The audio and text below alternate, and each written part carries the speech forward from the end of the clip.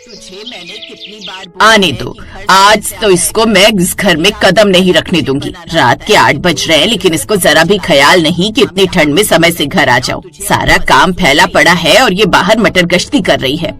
माँ, ये सब आपकी गलती है। आपने अपनी सौतेली बेटी को अपने सर पर चढ़ा रखा है। अगर आपने उसे पहले उसकी लिमिट बता दी होती ना, तो आज वो इस तरह आपके सर पर चढ़कर नाच नहीं रही होती। आप ढील दोगी तो वो तो फायदा उठाएगी। कोई बात नहीं, अगर मैंने इसे सर पर चढ़ाया है ना तो मैं ही इसे उतारूंगी। आज इसे आने दे, सारा भूत उतार दूंगी मैं इसका। इतना बोलकर अब सुनीता गुस्से में इधर उधर चक्कर काटने लगती है। रात के 8:30 बजते हैं और विनीता कांपती हुई घर आती है। सुनीता हाथ में डंडा लेकर खड़ी हो जाती है और गुस्से में बौखलाते हुए विनीता से कहती है, तुझे मैंने कितनी बार बोला है कि घर समय से आ जाए कर, क्योंकि रात का खाना तुझे ही बनाना होता है, लेकिन तू है जो सिर्फ अपनी चलाती है। हम यहाँ भूखे बैठे हैं और तुझे अपनी मस्ती सूझ रही है।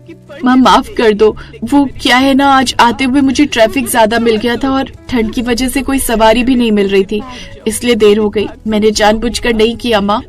तुझे देर हुई है ना, तो अब तुझे इसका हर्जाना भी भुगतना पड़ेगा। अब तू देख मैं तेरे साथ क्या करती हूँ। आज तुझे पता चलेगा कि हमारी बात काटने का क्या मतलब होता है। सुनीता विनीता को धक्का देकर रसोई की तरफ भेज देती है और विनीता रोते रोते खाना बनाने लगती है। खाना बनाते हुए विनीता रोते हुए खुद से कहती है, हे भगवान, ये तू मुझे कैसी जिंदगी दे रहा है। तूने पहले मुझसे मेरी माँ छीन ली और जब पापा मेरी खुशी के लिए मेरी दूसरी माँ लेकर आए तो मेरी दूसरी माँ भी ऐसी निकली जिसे सिर्फ पैसों से मतलब है। उन्होंने मुझे शुरू से मारा पीटा, यहाँ तक कि पढ़ने भी नहीं दिया, लेकिन मैंने कुछ नहीं कहा। लेकिन अब तो हद हो रही है। कभी कभी तो मन करता है मैं इस घर से भाग जाऊँ, लेकिन भाग कर जाऊंगी कहाँ? अगर भाग भी गई तो दुनिया कहेगी कि लड़के के साथ भाग गई। भले ही पिता नहीं है लेकिन मेरे पिता का नाम खराब हो जाएगा। हे भगवान, अब तू ही मुझे कोई रास्ता दिखा। विनीता खुद से ये बोल ही रही होती है कि तभी उसकी छोटी सौतेली बहन उसके पास आती है और उसे आंसू बहाते हुए देखकर कहती है, दीदी अब आंसू बहाने से कुछ नहीं होगा, क्योंकि यही आपकी किस्मत है। वैसे आज भी आप सूप बेच कर आई हो, तो बताओ आज कितनी कमाई हुई? लाओ, जो पैसे मिले हैं वो माँ को दे दो, वरना आज रात डंडे और पड़ेंगे। फालतू के बहाने यहाँ मत बनाना। रागिनी, आज बहुत ज्यादा ठंड थी तो लोग बाहर ही नहीं निकले, सूप कम बिका है। माँ को समझा देना। मैं क्यों समझाऊं? माँ का मूड पहले ही खराब है और तूने पैसे भी खर्च कर दिए। अब तो पक्का तेरी शामत आने वाली है, और अगर इस बीच में मैंने तेरी साइड ली तो मैं जानती हूँ कि माँ मेरा क्या करेगी, इसलिए भाई मैं कुछ नहीं बोलने वाली। जो करना है तुम दोनों माँ बेटी जानो। रागिनी की बात सुनकर विनीता कुछ नहीं कहती और बस उसकी आंखों से आंसू छलक जाते हैं। विनीता जल्दी जल्दी खाना बनाती है और वो खुद भूख से तड़प रही होती है, पर डर के मारे कुछ बोलती नहीं। जब खाना बन जाता है तो वो खाना लेकर बाहर आती है और जब सभी लोग खाना खाने बैठते हैं और जैसे ही सुनीता खाने का एक कौर मुंह में लेती है तो वो थाली फेंक देती है और कहती है, ये क्या बनाया है? रोटी कच्ची है और सब्जी में नमक का पता नहीं। तू जानबूझकर हमें ऐसा खाना खिला रही है। आज तुझे एक दाना नहीं मिलेगा, जा और बाहर आंगन में सो। आज तुझे घर के अंदर सोने की जगह नहीं मिलेगी। माँ, बाहर बहुत ठंड पड़ रही है, मैं ठंड में जम जाऊंगी। प्लीज माँ, मुझे अंदर किसी भी एक कोने में सो जाने दो, कल मैं बहुत जल्दी घर आ जाऊंगी। एक शब्द भी और बोला तो बहुत मारूंगी मैं, निकल यहाँ से। सुनीता उसे बाहर निकालकर दरवाजा बंद कर लेती है। विनीता पूरी रात आंगन में ठिठुरती रहती है और सुबह होते ही वो फिर काम पर निकल जाती है। अगर आज मैंने ज्यादा पैसे नहीं कमाए तो माँ फिर से बाहर सुला देगी। हे भगवान, आज थोड़ी ज्यादा बिक्री करवा देना। विनीता चौराहे पर ठेला लगाती है और इतनी ठंड में गर्मा गर्म सूप की खुशबू से लोग खींचे चले आते हैं। तभी वहाँ एक बड़ी गाड़ी रुकती है। बेटा, एक सूप देना, बड़ी जबरदस्त खुशबू आ रही है। इतनी ठंड में तेरा सूप तो अमृत जैसा लग रहा है। जी भैया, अभी देती हूँ, ये लीजिए, एकदम गर्मा गर्म है। अब जैसे ही वो ग्राहक विनीता के हाथों का सूप पीता है तो वो उसकी तारीफ करते हुए नहीं रुकता है। वाह बेटा, तुम्हारे सूप में वो जादू है जो शायद किसी गर्मा गर्म खाने में भी नहीं। सच में इतनी ठंड में ये गर्मा गर्म सूप पीकर तो ऐसा लग रहा है जैसे जान में जान आ गई और शरीर पर मैंने किसी भालू की खाल पहन ली हो। भाई, मजा आ गया।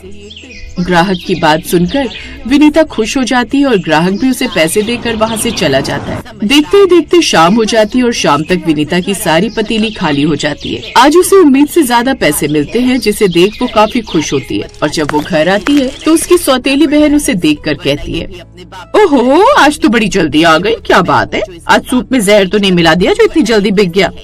नहीं रागिनी, आज सच में बहुत ज्यादा भीड़ थी। ये देखो माँ, आज 2000 की कमाई हुई है। अब तो खुश हो ना? हाँ, ये हुई ना बात, पर इसका मतलब ये नहीं कि तू कल लेट आएगी। कल भी मुझे इतनी कमाई चाहिए और जा, अब जाकर सफाई कर, घर कूड़ा हो रखा है। समय गुजरता है और गुजरते समय के साथ अब विनीता की मेहनत देख मोहल्ले वाले भी उसकी तारीफ करने लगते हैं। ऐसे ही एक दिन पड़ोसन सुनीता के घर आती है और उससे कहती है, सुनीता, तेरी बेटी विनीता कितनी समझदार है। दिन भर सूप बेचती है और फिर घर आकर घर का काम भी करती है। तू तो बड़ी किस्मत वाली है। अरे क्या किस्मत वाली, सौतेली है ना, इसलिए खटना पड़ता है इसे, वरना ये भी अपने बाप की तरह निकम्मी निकलती। अरे वो तो मैं हूँ जो इसकी बागडोर खींच कर रखती हूँ, वरना ये कैसी है ये तो मैं ही जानती हूँ। जहाँ सुनीता अपनी पड़ोसन से ये बातें बोल रही होती है तो वहीं दूर खड़ी विनीता ये सब सुन लेती है और उसका दिल टूट जाता है और वो तय करती है कि वो अपनी एक अलग पहचान बनाएगी। अब धीरे धीरे वो पैसे बचाने लगती है। माँ को जो देना है वो तो दे ही रही हूँ, पर अब थोड़े पैसे अपने लिए भी बचाऊंगी। मुझे अपनी छोटी सी दुकान खोलनी है। ऐसे ही अब समय गुजरता है और गुजरते समय के साथ वो अपने पास कुछ पैसे जोड़ लेती है। ऐसे ही एक दिन रागिनी विनीता का गुल्लक देख लेती है और, माँ ये देखो, ये दीदी हमसे चोरी छुपे पैसे छुपा रही है, ये हमें धोखा दे रही है। विनीता, तेरी इतनी हिम्मत, तू हमसे पैसे छुपाएगी? ला, कहाँ है गुल्लक? माँ, ये मेरे खून पसीने की कमाई है। मैंने घर का सारा खर्चा दिया है। ये बस थोड़े से पैसे मैंने अपने फ्यूचर के लिए रखे थे। तेरा भविष्य मैं हूँ, ला इधर पैसे। इतना बोलकर सुनीता गुल्लक तोड़ देती है और सारे पैसे ले लेती है। ये देख विनीता को बहुत गुस्सा आता है। अब वो और नहीं सह सकती थी, इसलिए वो अपनी माँ को मुंह तोड़ जवाब देते हुए कहती है, बहुत हो गया माँ, मैंने आज तक आपकी हर बात मानी, हर मार सही, पर अब नहीं। अगर आपको सिर्फ मेरे पैसों से प्यार है तो ठीक है, अब से मैं घर नहीं आऊंगी। कहाँ जाएगी तू? तेरे पास है ही क्या? मेरे पास मेरी मेहनत है माँ। जो सूप मैं यहाँ बेचती हूँ वो मैं कहीं भी बेच सकती हूँ, लेकिन याद रखना, आपके पास मेरे अलावा कोई और नहीं जो आपको काम कर कर दे सके। ये आपकी सौतेली बेटी भी नहीं। ये बोलकर अब विनीता अपना सामान बांधती है और घर से निकल जाती है और उसे जाता देख सुनीता और रागिनी भी उसे नहीं रोकते। ऐसे ही कुछ दिन बाद विनीता अपनी एक छोटी सी दुकान किराए पर ले लेती है और उसी में वो सोती और अपनी दुकान चलाती। गुजरते समय के साथ अब उसका सूप इतना मशहूर होता है कि दुकान पर लाइन लग जाती है। विनीता जी, आपके जैसा सूप पूरे शहर में कहीं नहीं मिलता। आपकी मेहनत रंग लाई। शुक्रिया भैया, बस आप लोगों का प्यार है। इधर घर में सुनीता और रागिनी की हालत खराब हो जाती है क्योंकि अब घर में पैसे आने जो बंद हो चुके थे, उन्हें खुद काम करना पड़ता है। माँ, मुझसे बर्तन नहीं बजेंगे। विनीता होती तो सब कर देती, अब हम क्या करेंगे? मुझे क्या पता था वो सच में चली जाएगी। अब खाने के लाले पड़ गए हैं। देखो माँ, अपना घमंड खत्म करो और चलो दीदी के पास, जो हमें कमा कर खिला सकती है।